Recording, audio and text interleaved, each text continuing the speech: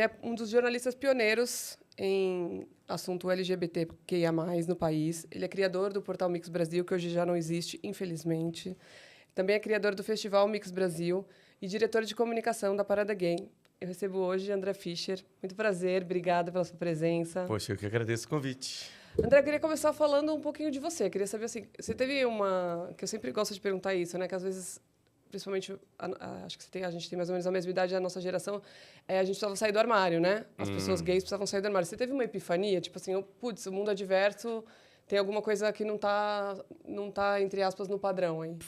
Na verdade, foi muito estranho, assim, eu comecei a trabalhar muito cedo, entrei na faculdade muito cedo e comecei a achar que tinha alguma coisa rolando e fui fazer terapia escondido dos meus pais. E olha que meus pais são pessoas... Imagina, meu padrinho era gay. Então, meus pais, pessoas muito abertas, negro e gay. E pessoas muito abertas, mas era uma dificuldade que eu mesmo tinha. Então, eu fui fazer terapia escondido dos meus pais. Eu usava praticamente todo o meu salário ali, eu era trainee, trabalhava na Shell, e usava mais da metade do meu salário para pagar a terapia. E para poder trabalhar essa questão. E aí precisei, um dia que eu fui... imagina, fui para o Paraguai visitar uma amiga, que o pai era cônsul, embaixador no Paraguai, e lá eu consegui ter minha primeira experiência. Então, precisou ter esse processo. E isso que eu acho interessante. Mesmo se você tem uma família apoiando e tal, não necessariamente é fácil esse processo, né? E, então, teve um momento de construção mesmo. Assim, eu falei, eu acho que é isso, vou trabalhar isso em terapia. Fui fazer terapia lacaniana. Então, foi uma construção. Nem sempre é fácil. Mas depois, a vantagem é que depois foi muito tranquilo, que quando eu resolvi realmente sair do armário, me assumir, quando eu fui falar com a minha família, eu fui super abraçado, foi muito bacana. Eu acho que isso que me permitiu também, acho que teve um chamamento de, cara, eu vou trabalhar com isso, porque se isso é uma questão que para mim... Né, porque se isso é uma questão que para mim é tranquila, acho que eu preciso devolver isso aí, começar a trabalhar com essa questão. E, na verdade, eu fui... quando eu tive um convite de um amigo para fazer um programa de curtas brasileiros num festival LGBT em Nova York. E aí eu falei, é a hora. Eu estava trabalhando com computação gráfica já nessa época, já há algum tempo, e eu falei, cara, acho que é nessa aí que eu vou. Acho que esse é o meu chamamento. Mas sua formação é jornalista? Não, na verdade eu fiz economia. Minha primeira eu ia fazer Itamaraty. Então, na verdade, eu fiz economia e fui trabalhar. Eu fui ser trainee por causa, né, dessa formação, mas fui para o marketing. E, enfim, e dali eu fui trabalhar em produtora. Foi outro esquema. O jornalismo apareceu muito depois da minha vida por conta desse trabalho aí de ativismo cultural LGBT. E ele começou com um portal? Não, na verdade... Sim. Não, foi.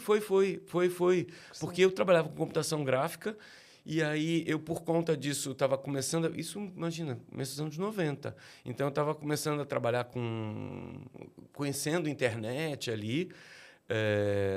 E aí, por conta disso, eu montei um BBS, na época, que chamava, né? Porque não tinha nem muita internet.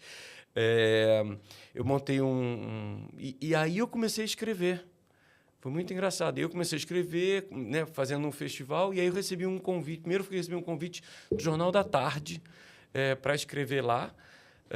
E depois disso eu tive um convite para ir para a Folha. E eu era o editor do site, do BBS e tal, e virei jornalista, né? Então, eu tenho até essa vivência, acabei tendo uma vivência grande no jornalismo, mas sem essa formação. Minha mãe é jornalista, minha irmã é jornalista, e meu pai é publicitário. Então, assim...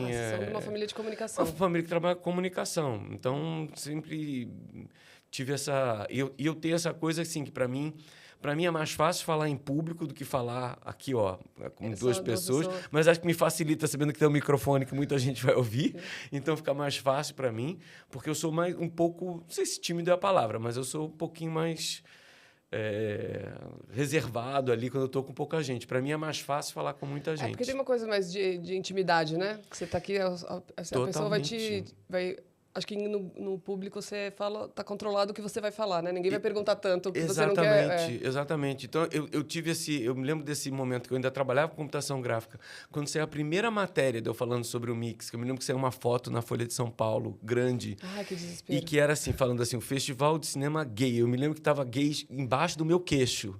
Falei, pronto, acabou minha vida profissional. Acabou.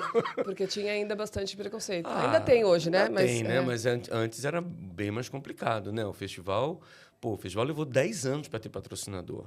Eu comecei essa história de BBS e tudo e tal para a gente se autofinanciar. Porque não tinha muito financiamento nem público nem privado, era bem diferente, né? E no começo vocês pegavam filmes que já eram famosos em outros festivais e Não, colocavam ou sempre foi muito pelo contrário. O festival, pelo contrário, ele começou totalmente independente. Então, eram filmes que não estavam no circuito, né? E depois... Com qualquer temática ou sempre... LGBT+, né? Sim, Na época a gente... Não tinha, era GLS, né? Eu sinto falta do S. Não, então... O GLS foi uma expressão que surgiu dentro do próprio Mix Brasil, né?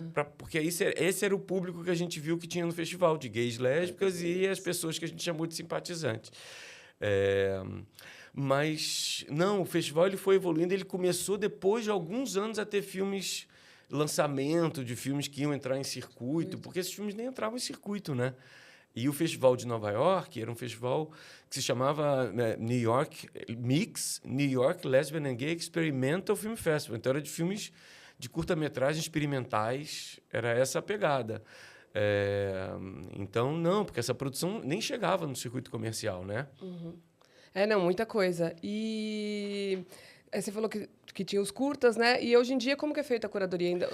Olha, hoje a curadoria mudou bastante, porque o festival deixou de ser um festival só de cinema. Vocês têm, né? vocês têm também... Ele começou a ter teatro, música, literatura, games, e nos últimos anos, a coisa que tem mais me interessado são as realidades imersivas, né? Realidade virtual, realidade aumentada, e outras, né? Então, essas realidades imersivas que é o que eu tenho, enfim, pesquisado no meu mestrado, agora no doutorado, e são as coisas que estão me interessando. Tanto que o festival ele, durante muito pouco tempo teve o nome cinema, ele sempre, né, ele é Festival Mix Brasil de Cultura da Diversidade, porque ele sempre teve essas outras, essas outras manifestações artísticas, essas outras linguagens. A curadoria é uma curadoria... Eu faço uma curadoria geral. A gente tem... né, Você mesmo? Sim, mas assim, a gente tem o João Federici, por exemplo, que cuida da parte de cinema, especialmente cinema estrangeiro, né? Ele que está indo aos festivais nos últimos anos. Eu participo do comitê mais de filmes nacionais. Por conta de ter dirigido o Centro Cultural da Diversidade, eu comecei a me envolver muito com teatro. Então, eu tenho feito essa curadoria do teatro, mas tem a Vanessa Bruno, que me ajuda bastante a conversar sobre isso. Na parte de literatura, tem o Alexandre Rabelo, que faz essa curadoria. É muita coisa, né? É muita coisa. E a parte de realidades imersivas sou eu que estou fazendo também, porque é o que me interessa. Música era o André Pomba, que nos deixou ano passado, né, que morreu ano passado. Era ele que fazia essa curadoria de música até ano passado. Não sei como é que vai ser esse ano ainda. Então, é uma galera né, fazendo a curadoria, eu fazendo aí o geral. Eu chamo de curadoria transmídia, porque a gente, né, tem uma curadoria nessas várias áreas. Então, você tem que fazer uma costura ali para a coisa fazer um pouco de sentido, para não ficar, né, tudo muito díspare. Tem ano que a gente tem artes visuais, artes plásticas, esse ano acho que a gente vai ter de novo. Tudo vai dependendo. Assim, o festival, mesmo tendo 32 anos, fazendo a sua 32ª edição agora, cada ano a gente parte do zero. Então, a gente está, né, gravando agora meio final de julho, o festival em novembro. Não sei ainda quanto dinheiro a gente vai ter, o que a gente vai conseguir fazer. É sempre uma batalha. Tudo depende da captação de verba, Tudo né? depende da captação. Né? Vocês entram por lei? Vocês entram por lei Rouanet, PROAC, né? Mas cada ano é um ano. Tem ano que a gente está mais confortável, tem ano que está meio sem grana. Esse ano acho que vai ser... Eu só não fico desesperado porque já teve outros anos sem grana. Depois de uma jornada, né, grande assim, já teve outros anos que a gente fez com muito pouco dinheiro e sempre funciona, dá certo. Só fica ruim porque você não consegue pagar ideal, direito. Né? Você não, mas fazer a gente sempre acaba fazendo. Mas a sensação que eu tenho é que já tem vida própria, entre aspas, né? Claro que tem toda uma engrenagem por trás, mas ele acaba... Tem uma coisa que é possível hoje, depois de tanto tempo, assim, o festival é em novembro. Pô, já tem um desenho ali. Mas eu sei que também que, pô, a gente vai começar mesmo a pegar a produção em agosto. E eu sei que as coisas já tomam seu rumo, já tem um formato, Então você né? já está meio que começando Não, começando a gente nunca para, na Ah, verdade. Mas estou começando já a fechar. fechar. Agora, o que eu digo assim, a gente sempre começa com um plano C. Aí, à medida que vai entrando dinheiro, a gente passa para o B, às vezes vai para o A. Esse ano a gente está meio que no plano D. Eu trabalho assim, eu imagino sempre o pior cenário possível, mas qualquer coisa, para problema simples da minha vida. A minha terapeuta fala, Luísa, calma, eu falo, não, eu preciso imaginar o pior cenário que eu faria, porque o que vier é lucro. Eu sempre tenho uma coisa, eu não sei se essa ascendência. Né, eu tenho parte da minha família que morreu em campo de concentração, né? Então, meu avô veio da Alemanha fugido e coisa e tal.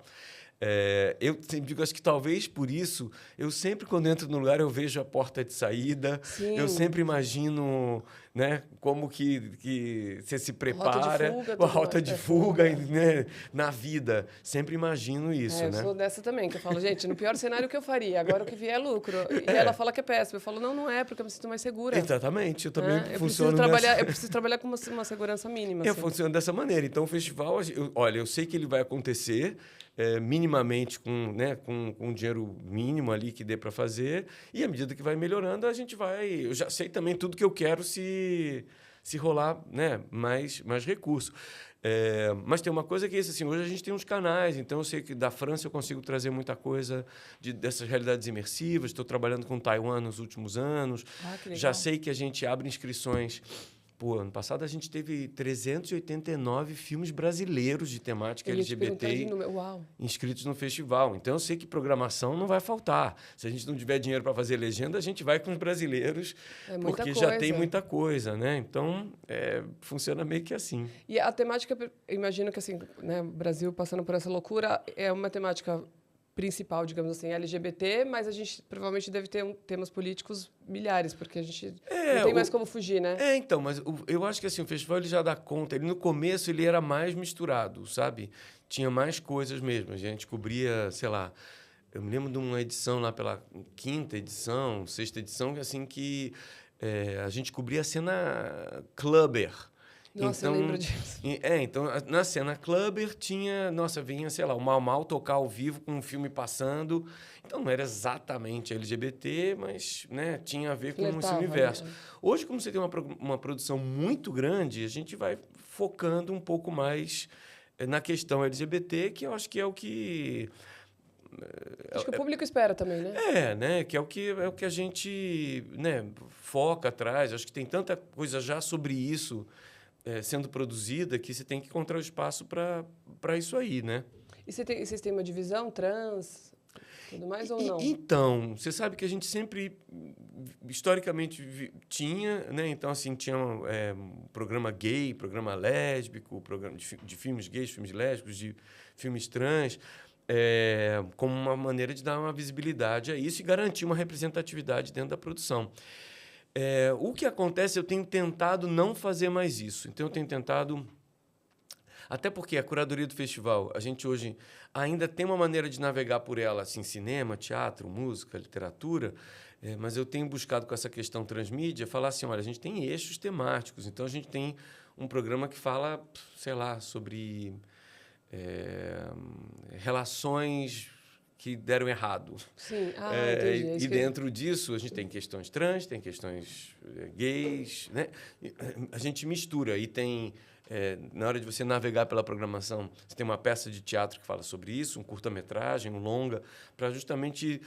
né, se o festival é mix, ele é mix em todos os sentidos, né, na hora de fazer essa programação. O que a gente faz é, na hora de selecionar, garantir essas representatividades todas. Então, a gente garantir que vai ter... né? Um conteúdo trans, um conteúdo gay... e de pessoas negras e de mulheres dirigindo. Né? Ano passado foi o primeiro ano que a gente teve mais filmes de mulheres dirigidos por mulheres do que por homens. E mulheres cis e trans.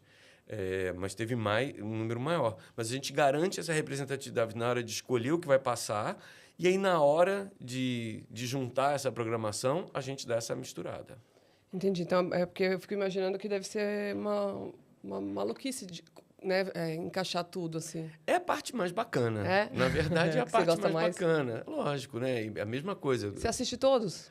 Brasileiros eu assisto todos, todos. Então, eu me orgulho muito em dizer que, assim, que eu assisti basicamente toda a produção brasileira já feita, porque para começar o festival eu vi tudo para trás. Então, eu acho que eu assisti tudo. Só de filme brasileiro eu estava fazendo a conta. De filme brasileiro já foram mais de 3.000, assim, Uau. feitos em todo esse período, né? E eu assisti tudo. Tudo. E aí, a divisão das temáticas, por exemplo, romances que não deram certo, variam de acordo com... Varia de acordo com a produção. Com o que vocês recebem. Tem uma coisa muito interessante, que assim, a produção brasileira dessa temática, ela era muito... no começo, eram filmes muito de humor, e um humor mais ou sacaninha ou brejeiro, meio que era essa a história, não tudo, mas era essa a marca, e muito sexual, muito sensual, sexual. De 2015 para cá, é muito engraçado, teve um corte realmente, assim, né? E passou a ser uma programação, essa produção passou a ser uma produção muito mais identitária, mais política, acho que com tudo que aconteceu, né, no país.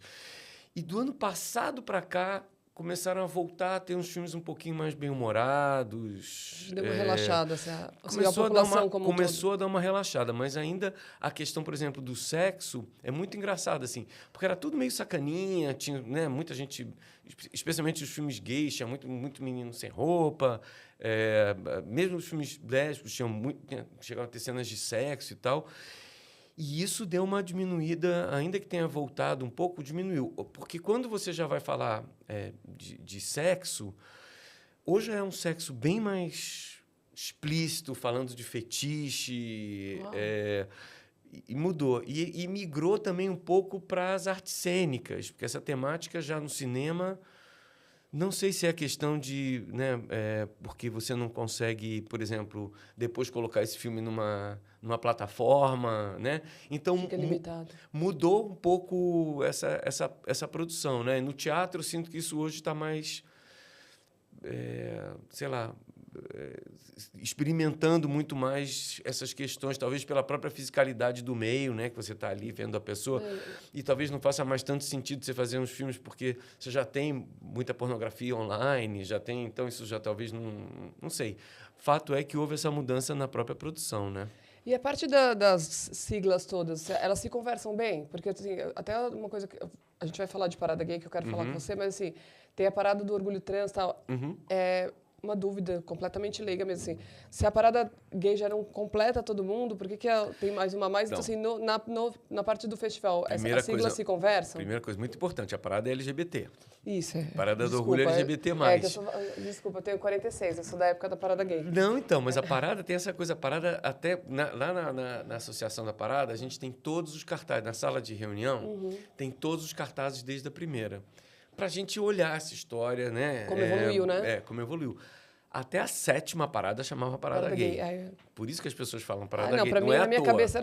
Não é do nada. Não, eu falo, normalmente foi aquele coisa de... Tá tão no subconsciente que eu falei parada gay, mas a gente sabe que é LGBT. Mas a verdade, muita gente até hoje chama, mas é uma construção.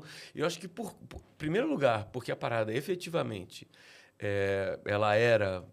E precisa dizer que ainda continua um pouco, a associação da parada ainda continua um pouco. Formada basicamente por homens gays, né? Eu acho que teve muito esse começo. As mulheres também se consideravam gays, né? Agora elas então, e essa questão, né? E o termo gay era usado... eu faço umas apresentações sobre isso. Pessoas trans, travestis se denominavam gay. Mulheres lésbicas se chamavam de gays. Então, assim, o termo gay... Qualquer pessoa homoafetiva era considerada... Era gay, né? Era gay. A gente passou, acho que, a se conscientizar mais, entender que a gente precisa dar uma visibilidade à questão lésbica, à questão das pessoas trans e travestis. Então, a gente passa a chamar gay o que é de homem gay. E acho que, talvez, por causa desse histórico também, e por uma questão de afirmação dessas outras identidades, que aí surgiu a marcha lésbica... A caminhada lésbica, a marcha trans. Então, acho que foram surgindo os outros movimentos. E que, talvez eu esteja me adiantando aqui, mas é uma decisão, por exemplo, que a gente tomou muito recentemente, na parada, muito recentemente, eu digo semana passada, semana retrasada, que na programação da parada do ano que vem, a gente tem uma série de eventos que acontecem no sábado e na sexta-feira, eventos da própria parada, e a gente decidiu esse ano que não vai ter evento nem no sábado, nem na sexta-feira à tarde, nem no sábado mais cedo, pela manhã, começo da tarde, porque quando tem a marcha trans e a caminhada lésbica. Para dar visibilidade para justamente para a gente poder ir também. Ah, que incrível. Né? Porque a gente acaba fazendo eventos, tem um encontro de paradas, tem outras coisas que acontecem nesses momentos que as pessoas acabam dividindo. Então, a gente, a partir do ano que vem, efetivamente, a gente não vai ter eventos nesses dias e horários para... As organizações são diferentes, mas vocês vão contemplar... São organizações completamente diferentes. Mas esse ano, acho que houve uma aproximação como nunca. Então, a Parada do Orgulho LGBT+, de São Paulo foi uma das patrocinadoras, e acho que a principal patrocinadora da Caminhada Lésbica. Né? Então, pela primeira vez, teve uma... Né? Chegou, porque a Parada está na 28ª edição, a Caminhada está lá pela 22ª. Eu acho que pela primeira vez teve uma aproximação institucional mesmo. Eu fui a várias... Eu fui a várias caminhadas lésbicas também. Não tenho ido mais nos últimos anos por conta dessa programação, que acaba se misturando.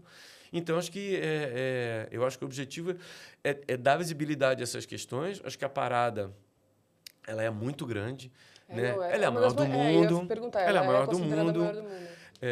Está lá no Guinness como a maior do mundo. É porque a gente sabe fazer, né? O brasileiro a gente sabe fazer festa, né? E a gente aqui ainda pegou um formato que dialoga com carnaval, né? Com trios elétricos. Então, foi feito para ser gigante mesmo, né?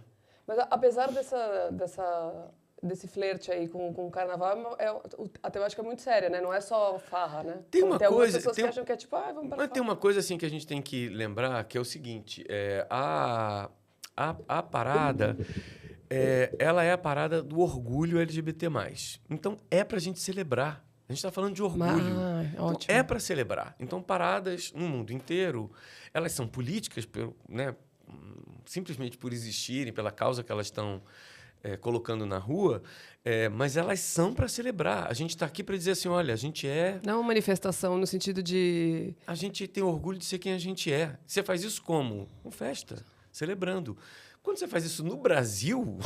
tem que ter um trio elétrico, gente. Tem que ter um trio elétrico, né? Tem que ter música. Então, assim, ela é para ser festa. É isso mesmo. Eu costumo dizer assim, que é muito diferente de uma data que a gente tem muito próxima, que é o 17 de maio, que é a data de luta contra a LGBTfobia, contra, né, o nome oficial pela ONU, Dia Mundial de Luta contra Homo e Transfobia.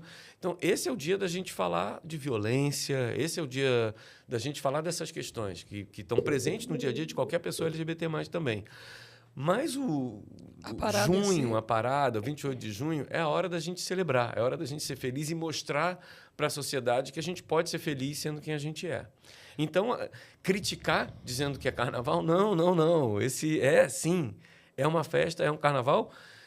O objetivo é esse. Não que o carnaval não seja político, porque eu acho que o carnaval também né? Mas essa intenção está mais explícita na parada, porque ela tem um tema, né? Que esse ano a gente estava falando, né? Era do legislativo, basta de negligência no legislativo. Ano passado era por inclusão de pessoas LGBT+ nas políticas sociais. Então, ele sempre tem um tema muito fortemente político, mas é uma festa. E esse ano, esse ano foi do Legislativo e também teve aquela história que eu achei muito maravilhosa de incentivar o uso do verde e amarelo. Porque tem isso, né? Eu me senti roubada, assim. Eu falo, gente, mas como assim? Tipo, cor do Brasil, eu não posso mais usar porque senão vão me confundir com uma pessoa reacionária. Eu doei todas as minhas roupas amarelas. Eu nem tinha mais em casa. Ainda bem que a camiseta da diretoria da parada era amarela. E aí eu resolvi... Você resolveu com essa história. Posso ter uma camisa amarela, mas eu tenho muita dificuldade de usar amarelo, né? Esses anos todos, né? Virou uma coisa meio esquisita. E eu acho que aquele momento ali da Madonna com a Pablo no show, e que foi... Né? Eu acho que ele teve um tamanho... Porque, em primeiro lugar, ele é a Madonna fazendo um show gigantesco no Rio de Janeiro. Eu estava lá, tive essa sorte de estar lá. Mas ele foi transmitido para a TV, recorde de audiência na Globo desde 2018, num sábado. Então, muita gente viu aquilo. E aquilo bateu de uma maneira... Poxa, Não, Madonna é um ícone, né? E a Pablo usando, né, a bandeira do Brasil. Então, dá para a gente usar. E eu acho que foi uma coisa muito feliz. Isso um mês antes da parada. Então, assim, foi muito feliz. Então, isso permitiu que as pessoas pudessem, inclusive isso, voltar a usar o verde e amarelo. Então, acho que a parada ela foi a maior de todos os anos. A gente não tem números oficiais, mas né, as contagens que foram feitas, ela foi, nossa, quase o dobro do tamanho do ano passado. Uau. Que já foi uma parada grande, mas que foi quase do tamanho da última antes da pandemia. Eu ia perguntar, essa pandemia deu uma... Porque ela não aconteceu, não aconteceu em 20, exatamente, 21. Então, 22 para as pessoas foi voltarem o ano que até aquele ela esquenta. voltou ali. 23, ela já teve um tamanho praticamente igual ao de 2018. E 24, ela foi a maior de todos os tempos. Não, e Madonna é um ícone gay, né? Ela sempre foi. Totalmente, ela sempre foi, né? Sempre foi. Não, eu falei, gente, essa mulher já é uma senhora, reinventando tudo, ela causando de novo e o melhor. As pessoas, eu achei isso muito maravilhoso, assim. As mulheres que hoje em dia, sei lá por quê, o que deu na cabeça delas, ficaram conservadoras, elas foram obrigadas a, entre aspas, engolir Madonna ao vivo na televisão. Achei muito icônico, assim, porque ela... Ela está sempre se causando, se reinventando. Porque é da Madonna causar, né? Eu acho que é da natureza dela, assim. É uma pessoa que teve sempre muito conectada. E tem essa questão, né? À frente. Então, assim, quando você vê ela usando a bandeira do Brasil... E tem essa coisa, né? Você sabe que no mundo inteiro... Ela foi o último show da turnê. Ela fez a turnê inteira. Em nenhum país ela fez essa coisa de bandeira do país. Em nenhum lugar. A gente tem uma coisa, ela né? fez. Não, ela fez porque ela sabia o que ela estava fazendo. Ela sabia exatamente o que ela estava sabendo. Olha, eu vou pegar a bandeira do Brasil, vou botar numa drag queen vindo comigo aqui, e certamente a Pablo, elas passaram uma semana juntas, ajudou a situar essa história, né, do verde e amarelo. Mas ela sabia exatamente o que ela estava fazendo. Ela sabia que ela usar o verde e amarelo com a Pablo ia ter um significado, ia ter um impacto, né? Porque aqui, né, ela sabia que as pessoas aqui não estavam mais usando a bandeira, a camisa da seleção. Com certeza, absoluta, né? Não foi nada... Ela montou esse número por conta disso. Não foi ao acaso, né? Não foi ao acaso, né? E aí teve o efeito que teve e a parada, né? Acho que ajudou a trazer muita gente. Eu tenho vários amigos hétero que falaram, eu vou à parada para poder usar o verde e amarelo. Mas a parada, apesar disso, assim, sempre tem muita criança, né? É bem familiar, né? As pessoas acham também que o mundo LGBT aí é loucura só, mas as pessoas têm uma vida normal, né? Olha, eu costumo dizer que, assim, porque a parada, ela tem muita família, né? Muitas pessoas, né? E famílias, não famílias LGBT, porque tem as famílias LGBT também. Muita gente.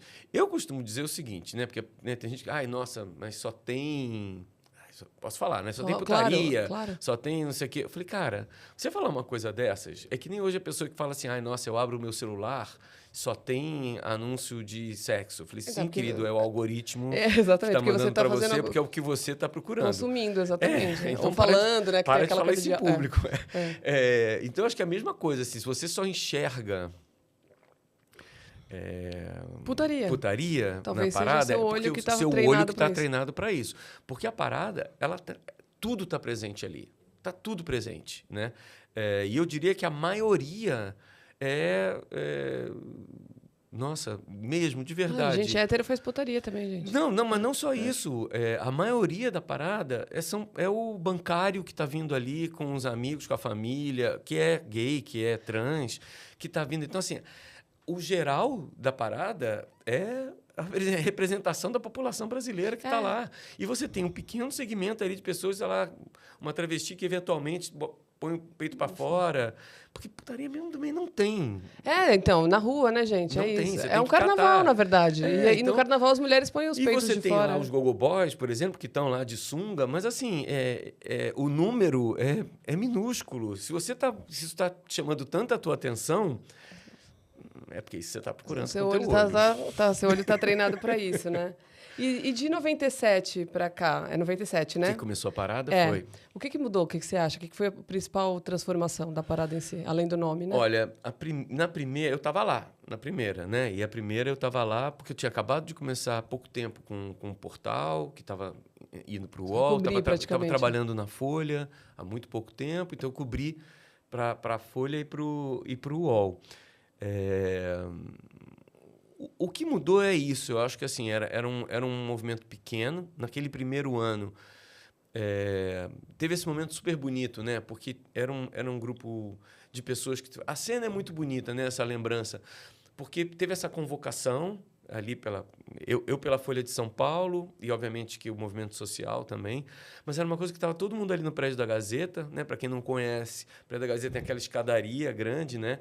Era uma coisa que estava todo mundo ali na escadaria e você via que tinha pessoas espalhadas que não tinham coragem de chegar perto. E aí me chegou um ônibus cheio de drag queen, que veio do interior e coisa e tal. A Cadipoli, que estava naquele meio. E, naquele momento, as drag queens entraram, uma se jogou no chão para interromper uma faixa do trânsito e, dali, juntou um monte de gente e saiu a parada. Então, acho que tinha uma coisa que, no ano anterior, tinha se tentado fazer, mas não conseguiu porque não... Eu me lembro que teve uma convocatória que era assim, não, venha de máscara se você tiver problema de aparecer. Porque era essa a realidade que a gente vivia, né? Que loucura isso, gente. Eu falei com a Caroline Yara. Uhum. Eu trouxe ela aqui no podcast e ela falava isso, porque, tipo, sei lá, eu sou mãe, tenho uma filha de 6 anos. O pessoal, essa é sua filha... gente, acho que ela nem vai... Não, tipo, eu não sei nem o que te responder quando alguém me perguntar, e se sua filha for sapatão, sabe? Se for... gente, mas... Precisa fazer alguma coisa, tirar uma carteirinha, né? Mãe de sapatão. Tinha e antigamente tinha essa... por isso que eu falo dessa epifania que a gente falou no começo. Tinha essa... E medo, né? Sim, então eu acho que hoje o que acontece é que assim, você tem a oportunidade de se empoderar total. E também tem uma parada... Saber que tem milhões de pessoas ali, que você vai estar presente, fazendo parte daquilo. Tem essa mesma emoção, né, de 97. E acho que tem um pouco a parada responsável por isso, né? Certamente. Mas eu acho que a diferença era isso. A diferença é que você não sabia se ali, se você pusesse a cara...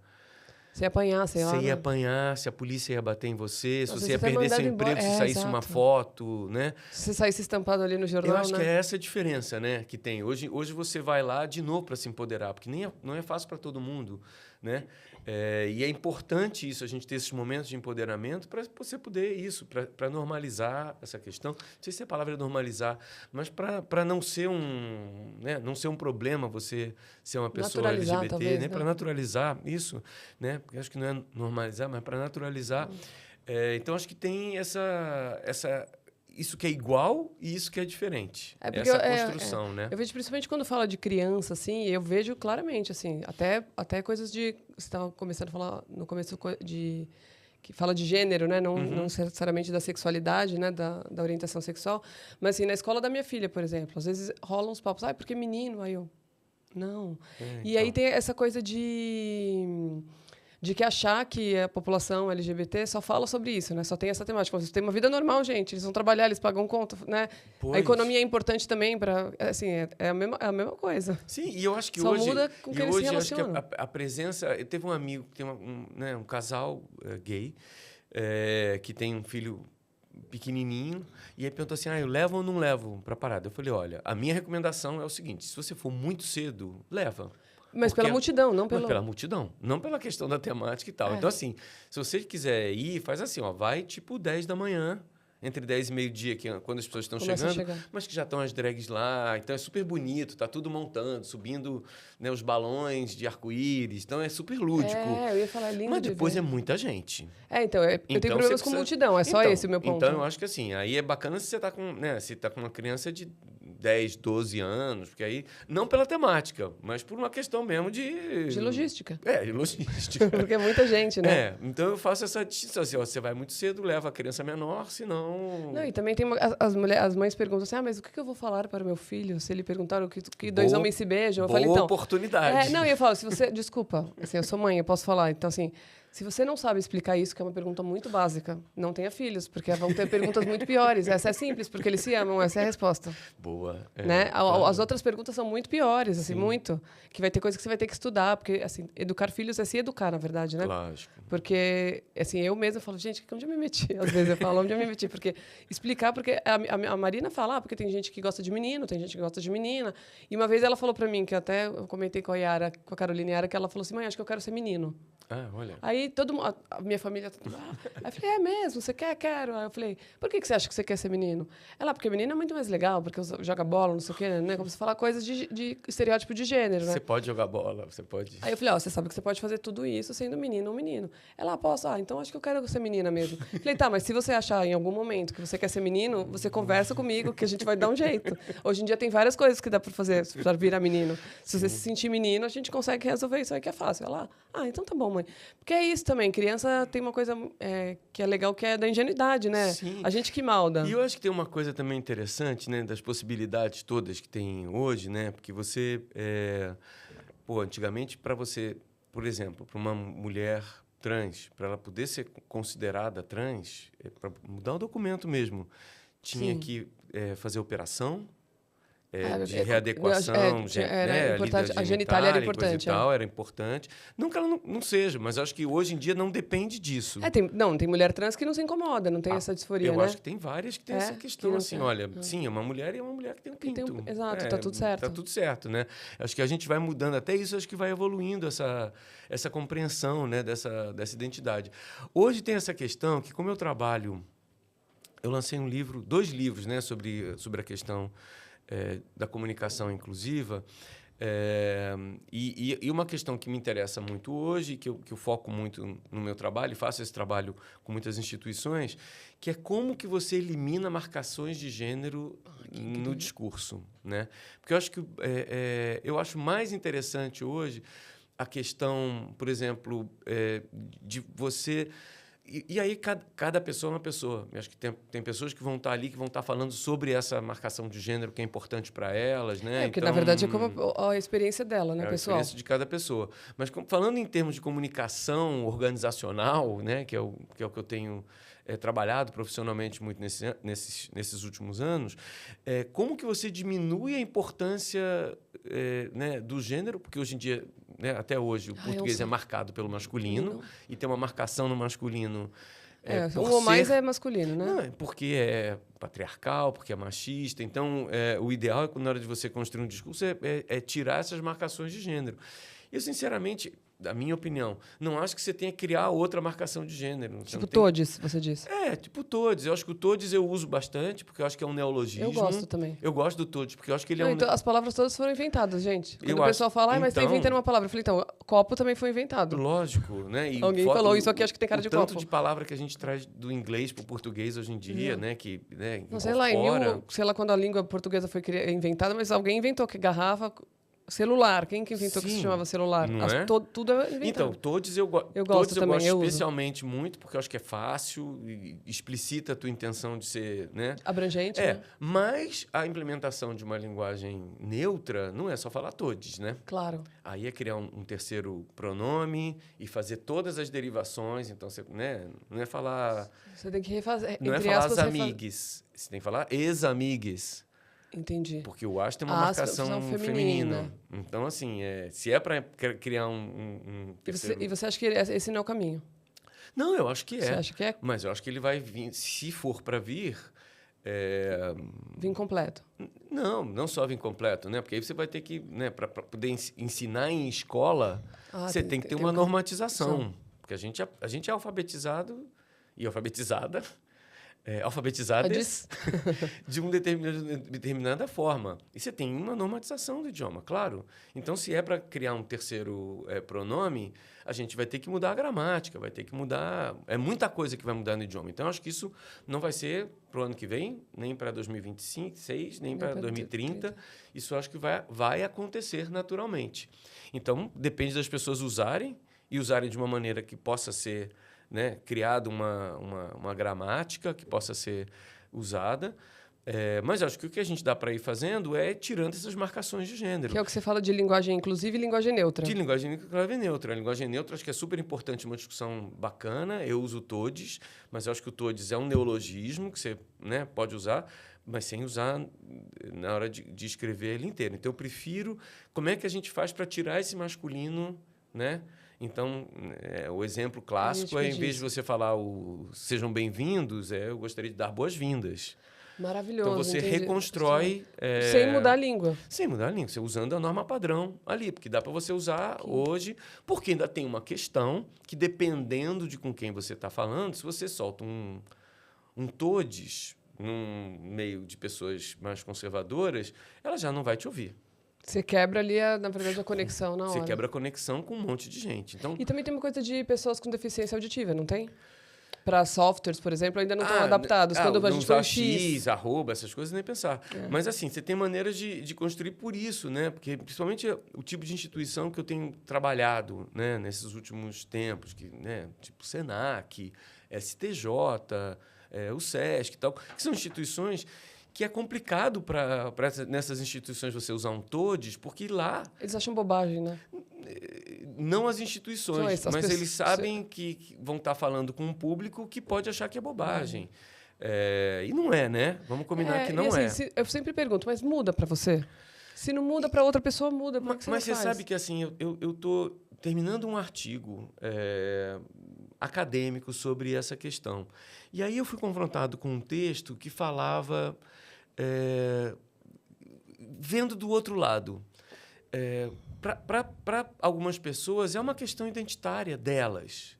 O próprio conservadorismo. Então, assim, para essas pessoas, incomoda de verdade você... Falar todes, por exemplo. Né? Então, assim, dependendo de onde você está falando... Eu, quando estava lá no Centro Cultural da Diversidade, que eu fiquei tanto tempo, que tinha a equipe era formada por pessoas trans, não binárias, que usavam essa linguagem. Então, óbvio que a gente ali vai usar. Claro, se você não usar... Eu dar um bem-vindo a todos, acho que é no mínimo, uma preguiça, né? De você querer ser mais inclusivo na linguagem, no mínimo, né? Senão um preconceito realmente arraigado e tal. Não tem uma maldade, mas essa questão. Agora, tem lugar que você tem que usar isso aí. Tem lugar que, se você usar, vai ser problema, né? Numa instituição maior. Mesmo dentro do Mix Brasil. O Mix Brasil ele fala com um público muito amplo. Dentro da própria comunidade LGBT, tem gente que acha... Dentro da parada do orgulho LGBT, tem gente que acha... Porque também não é uma maçaroca, né? Cada pessoa... São indivíduos, né? Então, assim, depende da tua intenção. Se a tua intenção é fazer essa marcação de inclusão, então bora lá. Né? Sejam todos bem-vindes para você fazer essa marcação. Se você não quer criar esse ruído, então vamos lá, eu queria dar boas-vindas a todas as pessoas que estão aqui. Eu nunca tinha pensado nisso. Então tem maneiras... Dá para você ajustar, né, a linguagem? Eu fiz a minha dissertação de mestrado com 120 páginas falando sobre curadoria, sem em nenhum momento usar o termo curador. E quando eu usava curador, era curador e curadora. Ou então eu falava de pessoas que fazem a curadoria, a equipe curatorial, né, em vez de falar do gestor cultural, a gestão, a equipe... Tem outras maneiras. Dá muito mais trabalho. Eu ia te falar isso, dá trabalho, né? Foram 6 revisões. E a cada momento eu encontrava uma... Imagino. E olha que eu trabalho com isso. Porque tem coisas que soltam. E eu não, certamente qualquer texto a gente... Assim, eu sou jornalista também, né? Qualquer texto que a gente escreve, se você ler de novo, você vai falar, aqui eu mudaria. Isso aqui eu mudo, claro. E tem uma questão também que na fala... quando eu for assistir aqui o programa, certamente eu vou achar vários termos que eu não sei. Mas na hora de você escrever, você tem mais controle. Eu prefiro escrever, você sabe que eu me comunico muito melhor escrevendo. Você tem muito mais controle sobre, por exemplo, isso, de ser mais inclusivo ou inclusiva na... Não, até formalmente. Minhas vírgulas são muito melhores escrevendo do que... Lógico. Nossa, eu quando me escuto, eu falei, nossa, quantas frases eu largo no meio. Eu tenho esse problema, né? E não, quando você está escrevendo, quando você tem um pensamento rápido, que acho que também é o seu caso, você vai falando tá escrevendo, não. Então, eu sempre digo que a melhor maneira é você começar a reler o que você escreveu e tentar tirar essas marcações de gênero. Gente, eu sou roteirista, né? Para televisão, vou fazer isso, hoje, nos meus roteiros, já para essa linguagem neutra. Então, não é neutra, inclusiva, desculpa, a mistura né? inclusiva. Porque é você tirar a marcação de gênero. Eu já faço isso quando, por exemplo, estou em dúvida do português, sabe? É tal coisa, fala assim ou fala assado? Eu falo, não sei, muda a frase que vai dar certo. Se você está na dúvida, muda o jeito de escrever. Exato. E dá para fazer esse mesmo exercício para a linguagem inclusiva. Eu acho que a comunicação inclusiva, ela tem essa questão, um princípio básico, ela tem alguns princípios básicos, mas o primeiro é empatia. É você se colocar no lugar da outra pessoa, como é que ela vai ouvir ou ler o que você escreveu. E isso faz você... Nossa, então, assim, isso aqui né? Pode dar margem a um entendimento diferente, Mas né? aí não é, as pessoas não costumam entrar no politicamente correto, mimimi? Não, tudo bem, mas assim, Não, eu digo assim, não, eu prefiro ser politicamente correto mimimi do que também, causar algum tipo de constrangimento para outra pessoa ou abrir brecha para uma interpretação de que eu estou sendo, sei lá, por exemplo, preconceituoso. Prefiro, né? Não, eu também, mas eu e digo mais porque tudo é mimimi, né? Eles acham que tudo é mimimi, né? então, E, na verdade, são coisas que são importantes para as pessoas. Então, eu estava esses dias num treinamento, dando um treinamento, que tem essa questão, né, do uso, por exemplo, do termo negro, né, que a gente usa pessoa negro. preta. Não estou nem falando de cor. Estou falando Entendi. da palavra, humor negro. Péssimo. Né, essas palavras todas. Que a gente tem que se dar conta que sempre o termo negro é usado de forma pejorativa. Tá. Isso as pessoas até acham que é lista negra, né? Lista negra. Enfim, as pessoas acham que é um mimimi, mas que elas entendem. E aí eu falo assim, bom, da mesma maneira, o termo claro é sempre empregado como algo positivo. Óbvio que isso está muito ligado à questão da luz, né? É claro porque a luz está trazendo. Tá, mas se isso pode causar algum tipo de constrangimento com pessoas do movimento negro, por exemplo, que tem essa questão ali que, claro, eu prefiro não usar esse termo. Então, em vez de falar de ficou claro, eu falo ficou evidente. Porque para que eu vou... Eu vou ter que explicar que eu estou me referindo à luz, que eu não estou sendo se alguém se racista. incomodou... Se alguém se incomodou, por que eu vou continuar usando esse termo, né? Denegrir, né? É uma coisa maluca. Essa palavra... Teve um tempo atrás que rolou um boom na internet, assim, um meme do criado mudo, né? Que aí falaram da história do criado mudo, aí tem gente que desmente que essa história não é verdadeira e tal. Eu falei, não importa. Então, não importa. Se é verdadeiro ou não. Então, por exemplo, essa coisa do termo mulato, né? Mulato, se é mulata, da mula, não. Se é mula, não sei o quê. Se incomoda... Exatamente. Eu falei, não importa se é verdade ou não. Eu vou botar um asterisco em tudo que eu escrevo, dizendo, olha, esse termo, na verdade... Segundo pesquisas... Segundo pesquisas mais recentes, não. Isso que eu falei. Criado mudo, por exemplo, eu total tirei do meu vocabulário. Não vou usar. Aí todo mundo, mas é mentira. Você acha que tem alguém que cortou a língua? Eu falei, não sei se é mentira ou não, mas é horroroso. Ele incomoda. Induzir esse pensamento já é horroroso. E se ele incomoda, para que eu vou usar? Então, eu acho que isso é a questão da empatia, né? Então, para que eu vou usar um termo que pode criar um... E a história do todes, eu acho que hoje a gente vive algo assim. Então, você tem que escolher os momentos de usar o todes, né? Se eu vou falar com um público onde isso, né, vai ser entendido como algo bacana, que é legal e tal, bora usar, porque vamos contribuir para esse termo... pegar. No resumo, na verdade, assim, essa parte, se tem uma palavra já existente na língua portuguesa que a gente pode substituir e eliminar o gênero, maravilha. Exato. Tá tranquilo. Agora, os neologismos ainda a gente tem que tomar cuidado porque... Eu acho que vale a pena usar para ele pegar, porque o todes, por exemplo, eu sou fã de todes, porque eu acho todes realmente bom. E eu acho fofo também o todes, né? É uma nova palavra que significa todo mundo. Exato. Né? Então, onde eu posso, eu uso. Né? Eu, por exemplo, sei lá, no WhatsApp, que eu estou falando só com gente conhecida, eu sempre uso todes. Coloquialmente, né? Eu sempre vou usar todes. Agora... Você escreveu sua tese de mestrado escrito todes, né? Então... Se for num contexto específico. Se for num contexto, sim. Mas assim, escrevendo normalmente... Eu vou buscar outra coisa que não tem uma marcação. Entendi. É isso. Eu sei que assim, é uma coisa que não se fala mais, eu queria entender um pouco, assim... Nos anos 80, né? Eu sou de 78. Então, assim, nos anos 80, eu lembro que a comunidade gay ainda era muito associada a doenças sexualmente transmissíveis, né? Parou-se de falar nisso, até porque, obviamente, é uma loucura isso, é um comportamento de risco, né? E não pessoas de risco. Foi propositalmente Olha, tirar esse foco? Foi e causou né? E teve um efeito. Né? Então, o que aconteceu é que, poxa, efetivamente, né, a crise da AIDS, da HIV/AIDS, começou na comunidade basicamente LGBT e pessoas... Eram grupos, né? Pessoas hemofílicas e tal. Porque eram pessoas também com menos acesso às coisas, né? Ou não? Não, acho que não. Pegou porque o contato era sexual, basicamente. Eram pessoas que transavam mais e dentro de uma comunidade... Eu acho que sempre fica um pouco na... Não, eu acho que deve ser assim. E aí teve um momento... Na periferia, não no sentido de pobreza, na periferia do acesso às coisas. Não sei, Na não. época, não? Não, acho que não. Que é tipo assim, das políticas públicas não serem focadas para esse grupo de pessoas. Coisa porque primeiro não tinha informação, né? Porque era tabu falar de sexualidade, então você não falava. E depois, quando começou a falar, era de uma maneira horrorosa, que era assim, realmente associando, né, a comunidade gay, a promiscuidade e a morte, né? Então, acho que teve um momento que foi assim, poxa, a gente não associa mais essa questão... Não, essa pauta não é mais nossa. Não sei nem se essa pauta não é mais nossa, mas assim, você associar diretamente AIDS, HIV, morte, doença à comunidade gay, aí não é LGBT mais, é gay trans, né? Não é bacana porque vai reforçar esse estereótipo e coisa e tal. Teve um efeito que foi bacana, porque eu acho que deu uma dissociada, efetivamente. Mas, por outro lado, o que acontece muito tempo depois, e eu acho que essa crise hoje, com as novas tecnologias... tem PrEP, né? PrEP, isso já mudou. Mas acho que teve um período imediatamente pré-PrEP, PEP-PrEP.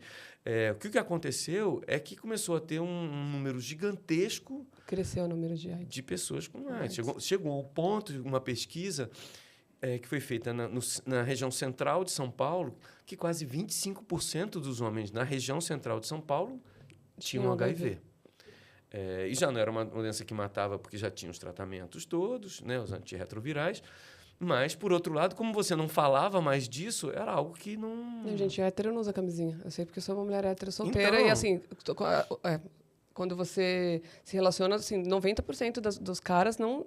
Eles tentam, na verdade, ter relação com você sem a preservativa. É uma loucura isso. Então, e eu acho que veio muito em função de você não falar mais do vírus e eu acho da que também doença. Essa geração nova não viu ninguém morrer, né? Então, eu como cresci justamente nesse momento, iniciei minha vida sexual... Eu era criança, mas assim, eu tenho 46, né? Eu era criança, mas eu vi. Eu tenho um pouquinho, mas eu estava começando a minha vida sexual quando tinha isso. Então, para mim... Eu era pré-adolescente, assim, eu vi. Nossa, era assustador. Não, tipo Cazuza, né? E nem Você via assim, sexo era Lauro Corona. Sexo era com camisinha. Eu tô assistindo agora o Six Feet Under, aquele seriado, Sete Palmos, que é passado em 2000 e pouco. Ele é entre 2000 e 2005, uma coisa assim. E ele fala, né, muito... E é muito engraçado que todos os casais héteros transavam com camisinha. Sim, ali. A cena contempla, né? A cena abrir camisinha. Botar camisinha, tem isso. Na escola eu tive aula ensinando a botar porque camisinha. isso era uma questão ali. Quando logo depois, justamente por conta dessa, não vamos mais estigmatizar, você deixou de falar de HIV AIDS, sumiu a camisinha. Outro grupo assumiu, né? Sumiu a camisinha, né? Do discurso, porque você parou de falar de camisinha e sumiu. Então, teve esse rebote aí, que foi essa questão. Eu acho que com as novas tecnologias de prevenção de HIV, isso já mudou novamente um pouco, né? Porque, hoje dá para zerar o vírus, né? Hoje dá para zerar a carga viral. Tudo, tem milhares né? de coisas. E se você usa PrEP, não tem e transmissão. É comum, né? Pelo menos eu percebo assim, amigos meus da comunidade LGBT, eles têm mais conhecimento do PrEP do que... Por exemplo, amigos meus héteros, eu falei, você não sabia que tem PrEP? Eu falei, você tá aí transante com um monte de gente, tipo, e tá tudo bem pra mim, transa com quem você quiser. Mas, cara, além de você pegar a doença, qualquer uma, falei, o PrEP é só pra AIDS, né? Mas assim, você pode transmitir pra alguém. Mas você sabe que já tá em teste. Eu tenho um amigo que mora na Califórnia que faz parte já de um teste de uma nova PrEP que inclui as outras doenças. Outras ISTs. As outras ISTs. Sífilis, gente. Gonorreia, tudo. Então, você já toma um que já resolve tudo. Porque se as pessoas não se cuidam, a medicina tem que correr atrás, né? Pois então. É o inverso. A medicina tem que se adaptar ao comportamento da população. E ela não correu lá atrás por puro preconceito, né? Que falava, não, a gente não vai nem se envolver nessa pesquisa. Sim, que era total. isso, né? Claro, total. Isso, a população gay sempre ficou... A palavra veio agora que eu falei periferia, mas é a margem, né? A margem. A margem. Sim. Tipo, não era considerado. E daqui pra frente? Quais são os seus planos? Além do mix que tá... O mix, né, que tá aí, que vai ter mais a parada, né? Eu tô começando um doutorado agora, onde eu faço um... Vamos ver, né? Porque doutorado é aquela coisa sempre que você começa de um jeito, você nunca sabe como termina. Imagina. Mas eu faço um pequeno shift, assim no meu foco, porque eu acho que é uma questão que sempre me preocupou, e que é a questão da sustentabilidade. Eu vou tentar, né, buscar pesquisar como que você incorpora práticas sustentáveis em festivais, né? Então, né, eu estou trabalhando na Parada, no Festival Mix Brasil, como você incorpora práticas sustentáveis e com uma questão, obviamente, usando inteligência artificial, que é o que eu tenho usado, pesquisado, escrito artigos sobre essa questão. Você gosta desse mundo nerd, né? Sempre fui, né? Então, assim, como que você usa a inteligência artificial, mas entendendo o conceito de sustentabilidade não só como uma questão ambiental, mas a sustentabilidade financeira também. Porque eu acho que teve um momento de descolamento, e essa pesquisa que eu vi na academia, quando você falava de sustentabilidade, até 2015 era financeiro. Nos artigos que eu li e tudo. A partir daí, o termo começa a ser usado só para ambiental.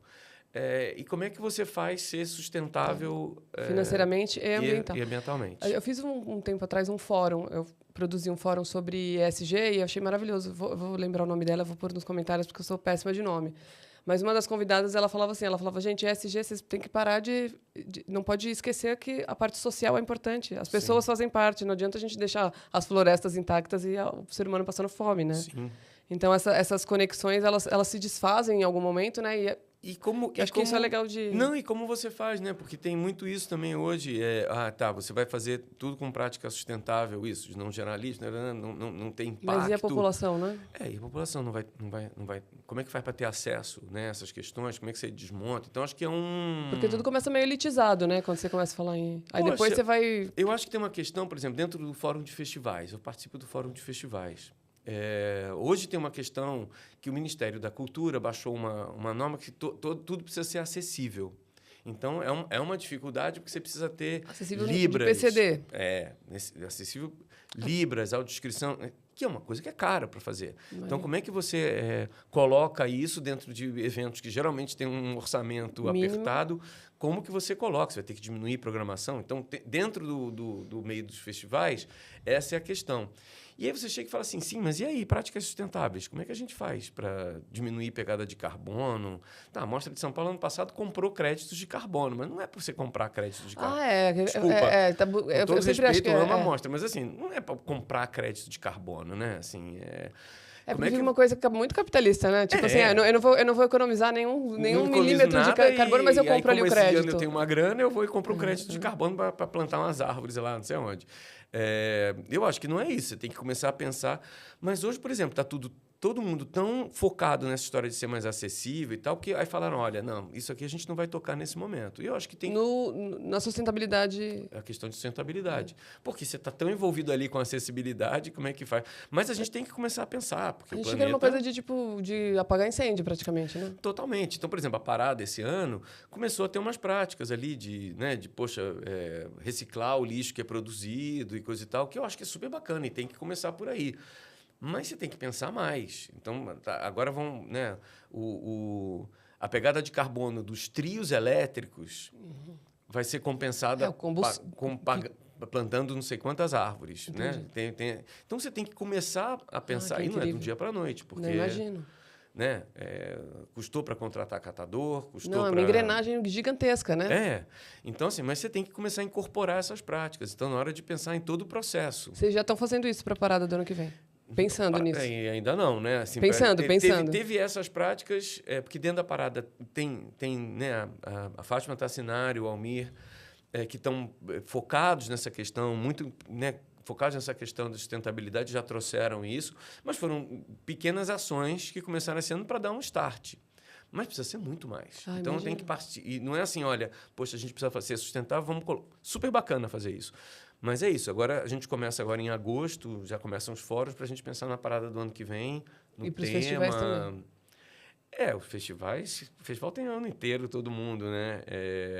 Mas o festival, para o Mix Brasil, que eu penso, vamos ver, né? Eu estou começando um doutorado, de repente, fazer uma microedição dentro da universidade.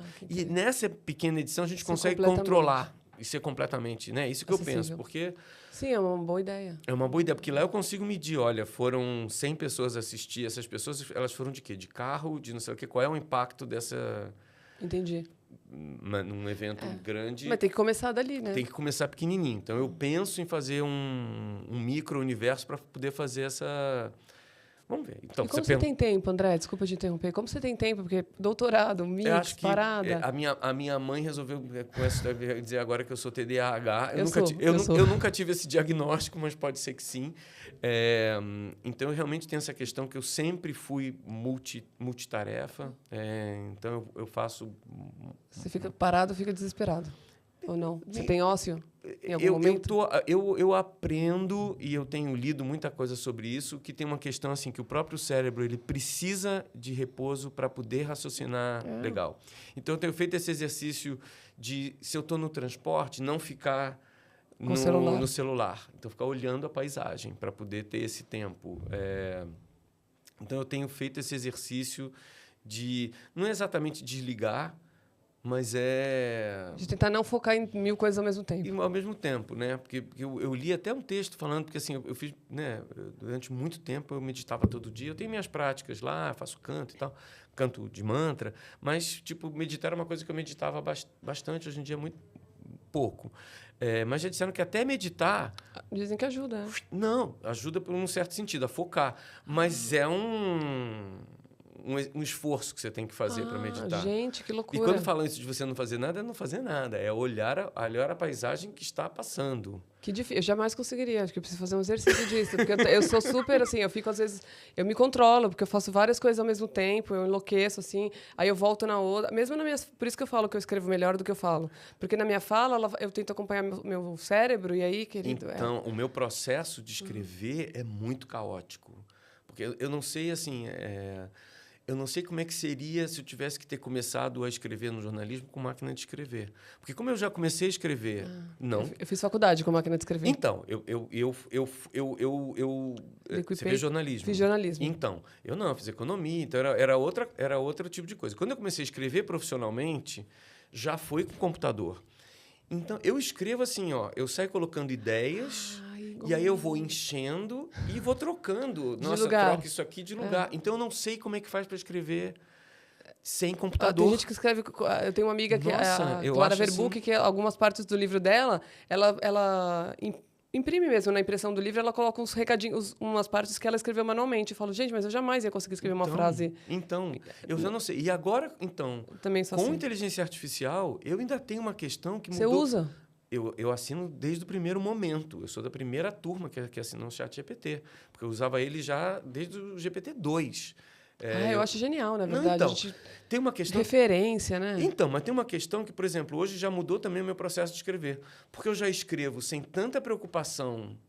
Por exemplo, essa coisa, né, que a gente tem, você não repete palavra. Tem que dar uma olhada sempre. Né? Porque você não escreve repetindo a mesma palavra, né, numa frase ou próximo. Hoje em dia eu já não me preocupo mais com isso, eu solto o meu raciocínio. E depois você revisa. E aí eu jogo e peço para revisar. E revisando assim, sem repetir palavras.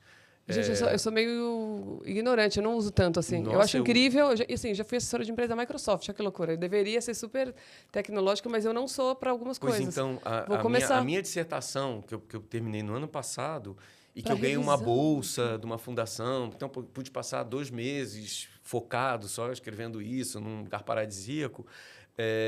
Foi quando eu realmente entrei e aí eu escrevi tudo revisando. Que incrível! Gente, com um chat GPT. Estou me sentindo muito burra, que eu nunca usei o chat GPT para me revisar nada. Mas é uma dependência nova que você vai criando. Sim, mas alguém tem que revisar. Sim. Mas é não só revisar, como é assim, tipo...